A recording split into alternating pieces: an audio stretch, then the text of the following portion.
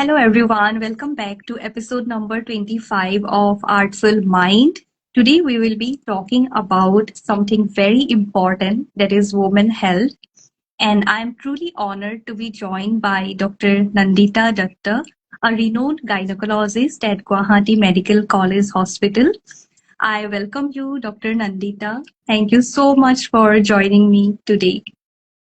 Thank you so much for this invitation. It's really an honor to be in your podcast, and it would be, I hope, a fruitful discussion, and we will be able to create some awareness regarding women's health. Right. Okay, so we will be talking about women health from PCOD to delayed pregnancy, and I know you will bring your medical expertise to this discussion. So let's start. Yeah, sure. Okay, so my first question will be, what exactly PCOD is, and why are we hearing it more now than before? Yeah, PCOD is basically a disease seen in the women of reproductive age group. It is because of the imbalance in the female hormones that are responsible for the menstrual cycles and fertility, and it is also directly related to other metabolic things like PCOD is directly related to the action of insulin. There is insulin resistance in women with PCOD, very highly prevalent. So when the basic axis of the hormones, the part of the brain generating the hormones and the target organs, that is the ovaries, that is disrupted. So it is a neuroendocrine disorder, and it is basically very much dependent on the lifestyle, and it has a long-term impact even beyond the reproductive age group. Like even after Mm, 40s, after a woman attains menopause, PCOD has an impact in terms of developing diabetes or hypertension. So it is basically a disease of the reproductive age group, a neuroendocrine disease, and based on lifestyle factors, stress factors, etc., having a long-term impact. You can say a lifetime impact on the women's health. okay. So is it not curable completely, or it can be cured completely, or will there be like you need to take precaution time to time? See, PCOD, as I say, is it can be controlled. Once the symptoms have started, the pathology has already started. So it is not 100% reversible kind, but you can always keep it in check. If you follow a good Right. lifestyle, have dietary modifications, exercises, and also if you have regular checkups and medications, if your doctor feels so, then it can be kept in check. But curing it 100% is very, it can you no one can guarantee that somebody will be able to cure PCOS 100%. Okay. And people confuse between this PCOD and PCOS. Can you just briefly Yeah. explain? PCOD and PCOS are mostly used interchangeably, Right. but the thing is that PCOS means polycystic ovarian syndrome, and PCOD Mm. is polycystic ovarian disease. So when we talk about PCOD, we basically we are more focused on the ovarian health and the menstrual cycle irregularities and all. When we say it as a PCOS, we talk about all that encompasses all it encompasses like the insulin resistance, the hyperandrogenism, or any metabolic disease that the lady might have, like hypertension or thyroid Right. disorders, anything metabolic part also including PCOS. PCOS is usually more the severe form of the spectrum. So otherwise, both are used interchangeably. But when we talk, say PCOD, we use on in the milder form of the spectrum. It is more Mm. uh, focused towards the reproductive part of the woman. Right. And is Basically, there any? the things are same. The disease Okay. is same. The Mm. symptoms are same, but Right. we can use them interchangeably. Okay. And I had this misconception earlier that if you are getting married lately, then you might have this PCOD. But it's not true, right? Because I've seen people like girls who are studying in 10th standard, they also get this disease. So is Yes. there any minimum age that, or why is it more now? Uh, the factor that it is more now is directly related to the shift in the paradigm shift in the lifestyle that we have seen. Mhm. Like now, our diet is not the way it used to be. We have shifted from our Right. traditional diet, which suits our body. Mhm. We're more into chunks and refined foods and refined sugar, extra sugars. Number one is time. Second is your stress. Stress, like earlier, women were not very career driving, and the stress factor was not there in general, be it males or females. The stress factor has increased a lot, being in jobs, being in day-to-day activities, financial stress, educational stress, everything have increased. So this has again contributed. Thirdly, the physical activity. Now, since most women are working, we are kind of in a sedentary lifestyle. Earlier, there weren't so much of amenities. Our parents or our grandmothers had to, even though they did not exercise per se, like they did not have some allotted time for exercise, but they had a lot of physical activities. They used to work in farms, and then even in household chores, also cooking, carrying water, carrying logs, cooking in the fire. It took a lot of physical effort. Right. But now, since we have a lot of amenities, we sleep in AC bedrooms, and then we have like lifts. We do not walk by stairs, and then public transport or whatever. We have stopped working out on that aspect.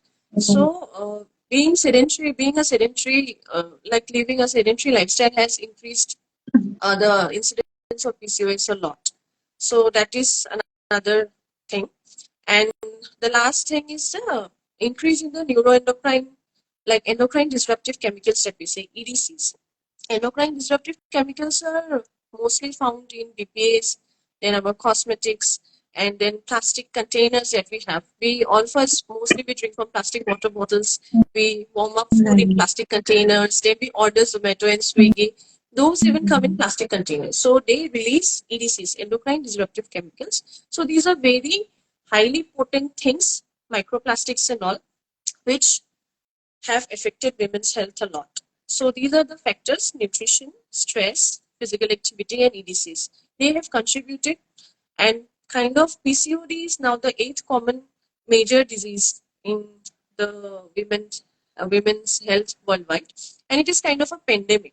Like every other girl you meet will be having PCOS, irregular menses, will be coming with that. Hmm. Or like, is it something that relates to also getting married or not getting married?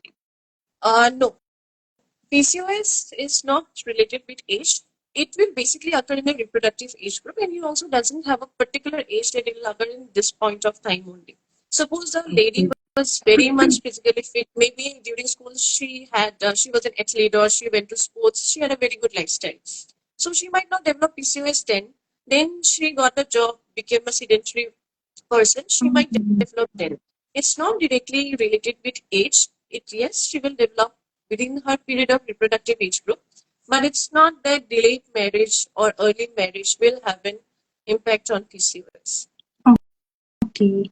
Okay. And as a gynecologist, what are the misconceptions that you hear from the people coming to you? What? The thing is that if somebody has irregular menses, people presume that they have PCOS. No, that is wrong. Secondly, PCOS, we have two spectrums. One is lean PCOS and one is obese PCOS. So even a thin girl can have PCOS. PCOS is not equivalent to having obesity. Yes, obese people or overweight people are more prone to have PCOS, but we also see PCOS in very lean and thin girls. So it Right. is seen in both end of the spectrum. Third is that if you have PCOS, you are going to have infertility. No, that is wrong. Yes, PCOS has a great impact on fertility, but it doesn't mean that somebody will be infertile just because she has PCOS. And thirdly is, and fourthly is that, like for PCOS, you need a very strict lifestyle modification. You need to do crash diets, severe exercises. No, everything has to be done in moderation. We never asked anybody to go in a diet. We just asked them to shift their diet from a junk based and refined based to the traditional diet. Like a person from Assam, her body will have a best response to the Assamese diet because it is culturally, it is climate from the climate aspect and the way we have been brought up. We stick to that. Same way, if a girl is from Punjab, she can have more amount of fat because her body is responsive to that amount of fat and all. So we just ask them to shift from junk-based diet to traditional diets, regular traditional diets. from their ethnicity. Okay, and one more question that can a lady get PCOD after menopause or it is still menopause only? No, no, no. No, PCOS is a disease of the reproductive age group. You cannot have PCOS. Okay. To have a Okay. diagnosis of PCOS, Mm, we have Rotterdam's criteria. For that, your ovaries need to be functioning. Like mm, 2 out of 3. Like if you have menstrual irregularities or if you have features of hyperandrogenism, means you have male-like features like increased amount of hair growth in abnormal places, facial hair or hair around the navel or hair around the nipple areolar complex. If you have such kind of hairs and it has increased recently, or your voice has worsened and there is hair loss, thinning, male pattern baldness, thinning of scalp hair. These are features of having more amount of testosterone. So if you have, this is known as hyperandrogenism. If you have hyperandrogenism or if you have menstrual irregularities or if your ultrasound shows that there are a lot of follicles in the ovary, the ovarian bulk overall is increased and there is no single dominant follicle but multiple follicles, like more than 12 follicles, which measure 2 to 9 millimeter. So 2 out of 3. Any 2 out of these 3 criteria, if you have, you will be considered to have PCOD. okay. Mm. Okay, I also want you to add about what is healthy and unhealthy vaginal ligatures and how one can identify for a young girl or any Okay. age woman. Once a girl attains her menarche, or once a girl reaches a reproductive age group, she will have some amount of discharge. So that is very desirable. Some amount of discharge, which cyclically changes along with the menstrual cycle, indicates that she has a good hormonal balance. Like the hormone progesterone thickens up the vaginal discharge, and the estrogen, it thins out the vaginal discharge. So when you are in the mid cycle, you will be having liquidy kind of thin vaginal discharge. So this discharge is very important to get pregnant because this discharge is seen under the effect of estrogen during the fertile period. They say day 12 to day 16. Because the estrogen is very high, the discharge is very thin and the sperms can penetrate easily. Also, that vaginal discharge is important because if you do not have that, the sperms will not be able to go into the reproductive tract and go and fertilize the ovum. So that amount of discharge is normal. After that, once you reach towards your menstrual day, the progesterone hormone increases, your uh, vaginal discharge will become thick and it will not form a string. Okay, it will be more thick and it will be viscous in consistency. So that is a normal thing. Anything abnormal from this, if it is copious amount, like you need to use panty-liners repeatedly or you need to change your undergarments very repeatedly, copious amount, or if it is very foul smelling, like fishy odor or a very unpleasant smell, some amount of odor is present in normal vaginal discharge. Anything abnormal from the regular odor, which is fishy or amine-like, so this signifies that the lady has some kind of infection. Third is any change in color. Like I said, it will be more thick towards the just near the menstrual cycle, menses, well, just when menses will begin, just before, and it will be very thin in the mid cycle. If it is greenish in color, yellowish in color, and it is associated with itching, so that will be again an abnormal vaginal discharge. So we get a lot of people, mostly mothers with young girls, come saying that she is having a lot of vaginal discharge, and because of that, she is getting weak. When we ask the daughter, she do not have any complaints of copious amount or itching or pain in her abdomen or burning while passing urine. So then we explain to the mother that this amount of vaginal discharge is normal to have a good reproductive life. So that is normal. Anything uh, not relating to this will be considered abnormal.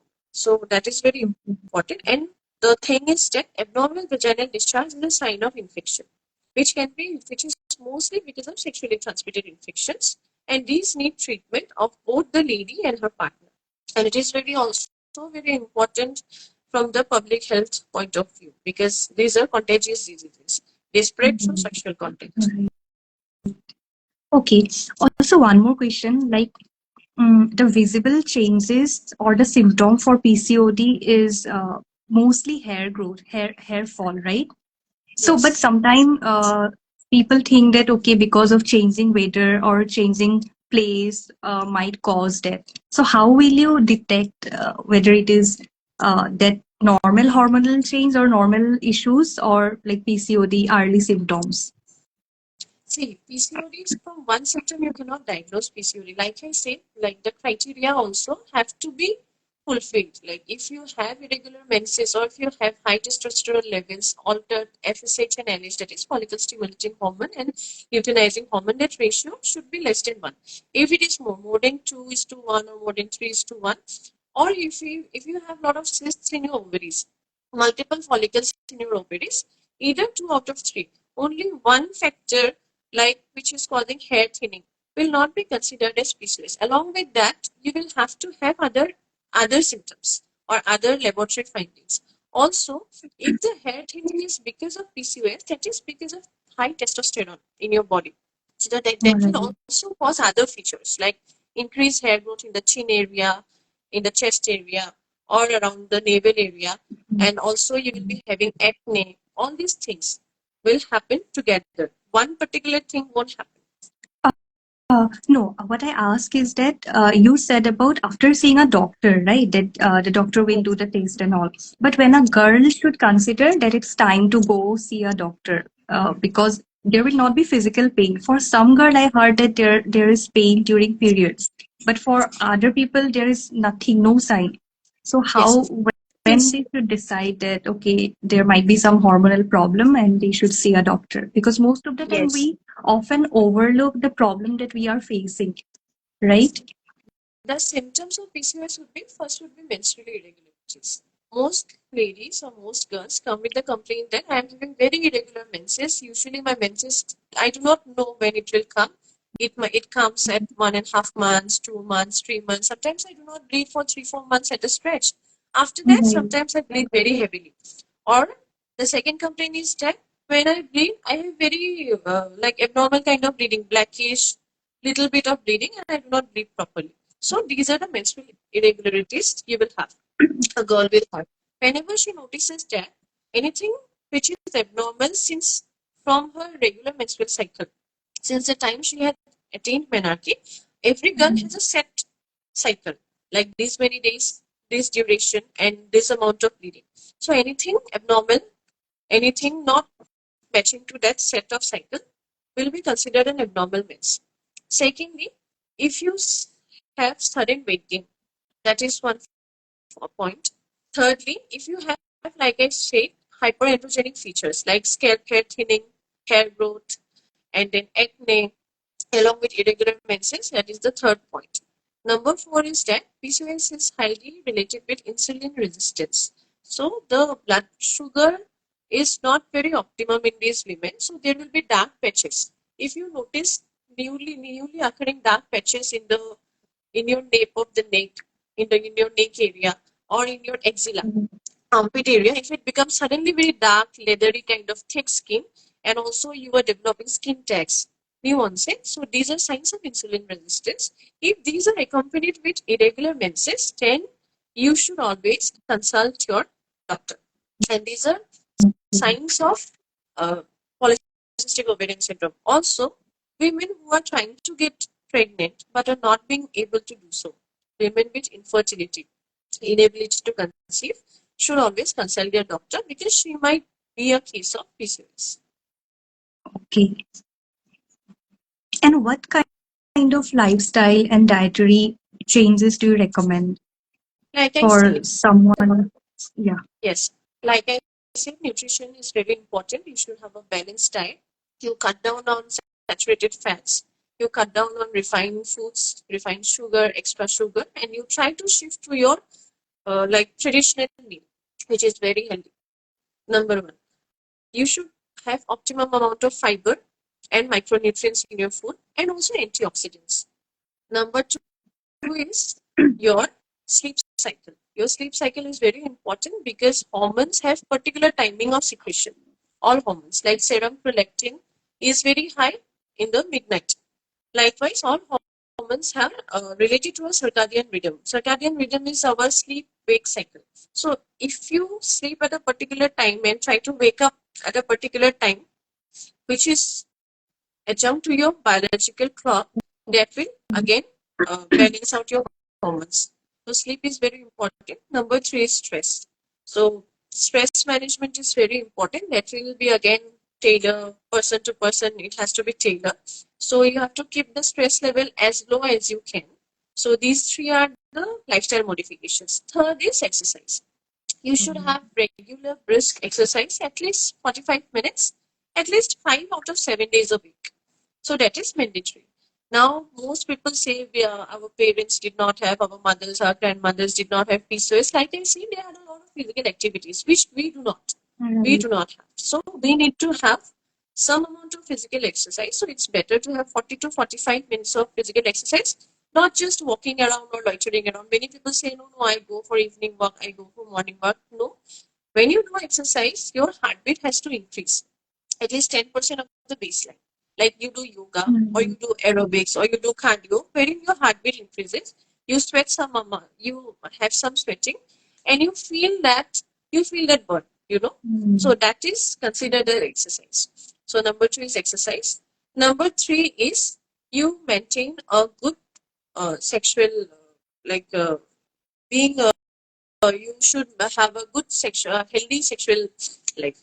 Then number four is you should always keep a track of your menstrual cycle, because if you see any deviation from what is normal for you, you should always consult. So these are basically the points to be kept in mind to prevent PCOS, not just to prevent PCOS, to have a healthy reproductive life. Okay. Right. Um, okay, now let's talk about this delayed pregnancy. So, Yes. how do you access fertility? Because nowadays, not only nowadays, it's been long that women who are working, they are delaying their pregnancy and then later face problem, right? So for them, please break down the concept. Uh, there are two things. One is that first is awareness regarding the fertile cycles and fertility, and number two is your fertility level.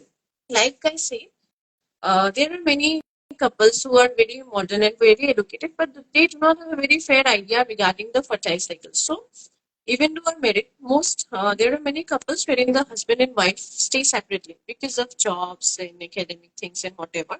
They meet maybe once in a month or twice in a month. So if you are planning a pregnancy, you have to know what is the fertile period. So it is from day like in a regular cycle, we consider 28 days cycle a regular cycle. If you have menses every month, say every like 28 day, it is a very regular cycle. It is an average cycle.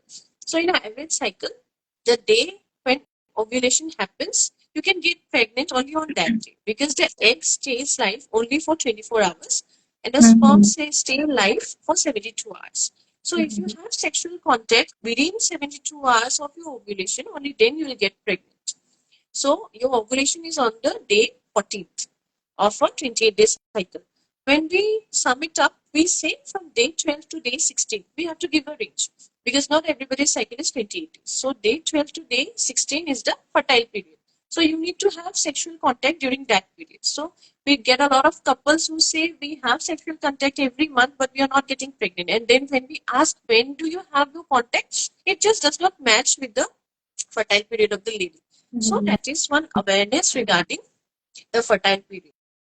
And number two is that there should be an open discussion regarding their sexual health and sexual contact. So, like, there are a lot of problems. 50% is from the male side, 50% infertility is from the female side. So, males, by the stigma of the society and the patriarchal society we live in, like, do not like to disclose, and even ladies do not like to disclose their partner's problems while having sexual contact. So, the male should not have erectile dysfunction. The male should not have retrograde ejaculation, and also the semen analysis of the male is important. So these are the things to be kept in mind. So when we talk about delaying pregnancy, we need to assess the female. we need not get very invasive regarding that. You just can have a baseline investigations. First, you need to check your routine. You need to have a routine profile. Like you need to have your blood, you need to check your hemoglobin levels, you need to check your thyroid levels. Serum thyroid is very important. Ideally, a lady's serum thyroid, when it is TSH is less than 2, that lady will mostly conceive. If it is more than 2, sometimes there is difficulty in conceiving. So thyroid is a very important hormone for conception. So you need to check your thyroid levels and you need to get medications if it is more. And ideally, you should keep it below 2 to get pregnant. So that is thyroid. Then, if you have irregular menses, you need to check your prolactin levels and other hormonal levels. And the baseline investigation to assess your fertility is AMH, anti-Mullerian hormone. It is a marker of the egg reserve of a woman. If a woman's AMH is very low, we ask her not to delay her pregnancy because AMH is the marker of her egg reserve. Ideally, it should be in the range of 3 to 4. If it is less than 1, we ask her not to delay her pregnancy, else her egg is going to decrease over the years. So AMH is very important. It will give you an idea if you can delay your conception. AMH is very important, and then also you need to get a pelvic ultrasound done, wherein we see the status of the ovaries, if it has dominant follicles or not, the volume. Also nowadays, like early menopause is very common. People, we have seen who have very less fertility at the age of 34 years, 35 years, 36 years, which was not the scenario some 2 decades back. Like menopause traditionally comes after 42, 43, 44 at that age. But now premature menopause, premature ovarian failure, that is the term we use. Premature ovarian failure is very common. So we'll see a lot of women attaining menopause at the age of 38, 36 because their ovaries have failed. So when we see the AMH level, it will give us an idea if the ovaries will keep functioning or not. Number one. Number two, we see the status of the ovaries in the ultrasound. We see the volume. If the woman is going to have a premature menopause, the volume of the ovary will be very less, and also there will be no dominant follicle. The follicle is the part which releases the egg. So there will be resting ovaries. Also, the lining of the endometrium will be very thin. The endometrium should ideally be minimum, the ideal is around 13-14 millimeter. Minimum, if it is not 7 millimeter, it is very unlikely that the woman will have a good pregnancy, will have a pregnancy, because the embryo that forms after fertilization, it needs to go and implant in the uterus. And for that implantation, a good endometrium is required. And if the thickness of the endometrium is not optimum, 7 millimeter is the cutoff. If it is less than 7, it is very unlikely that this embryo is going to live. So thickness of the endometrium, status of the ovaries, and AMH levels will give you an idea, like what is your reproductive, like how much long do you have your biological clock, how fast is it ticking. That will give you basically an idea.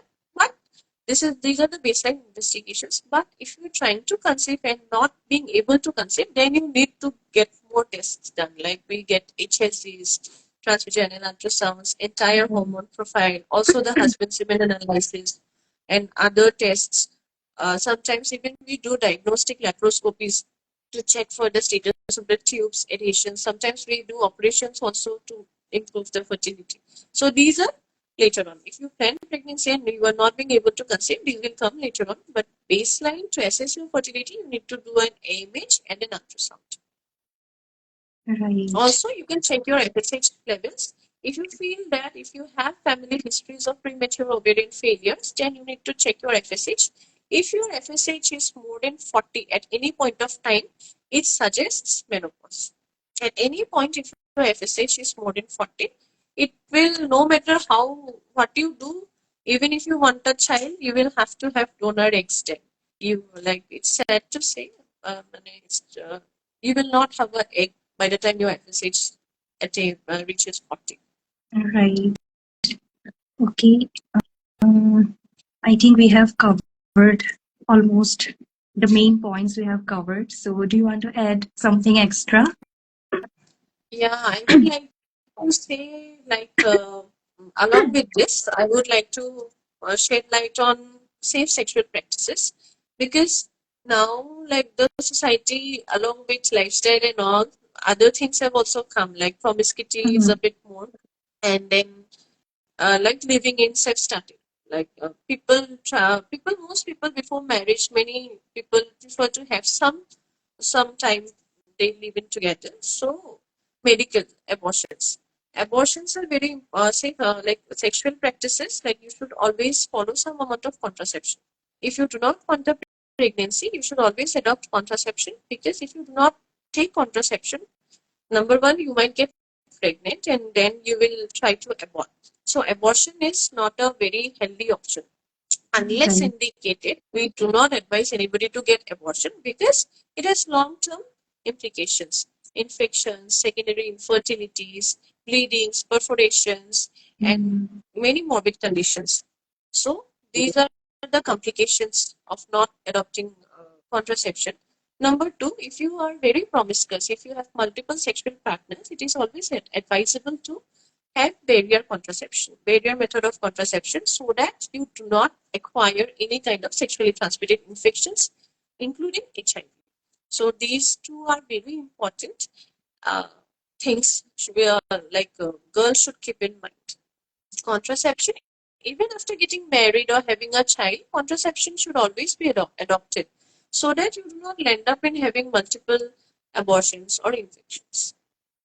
All right. Okay. I think we are at the end of this discussion. It was such Yes. an insightful discussion, Dr. Nandita. Thank you so much once again for breaking down these complex issues that many young women and women of all ages they face silently and personally.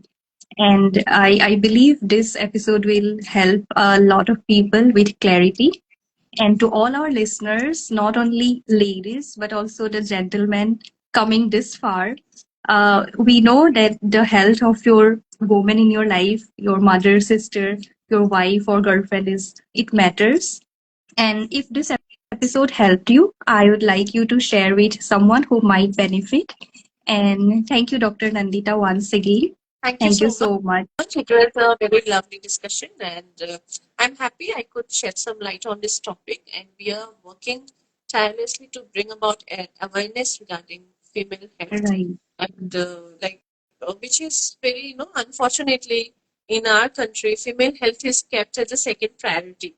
Even by the ladies True. themselves, they do not seek medical advice till they suffer like they are incapacitated. So I would urge everyone to consult your physician or consultant even at the slightest discomfort, because if you any disease or any pathology, if you get diagnosed and treated at the early stage, always bears a good prognosis. Right. Yeah. Thank you so much for coming Thank you. because Thank you for having inviting me. having your guidance and expert opinion on such topic is really invaluable for all of us who are watching. Thank you once again and Thank thank you you so so much much.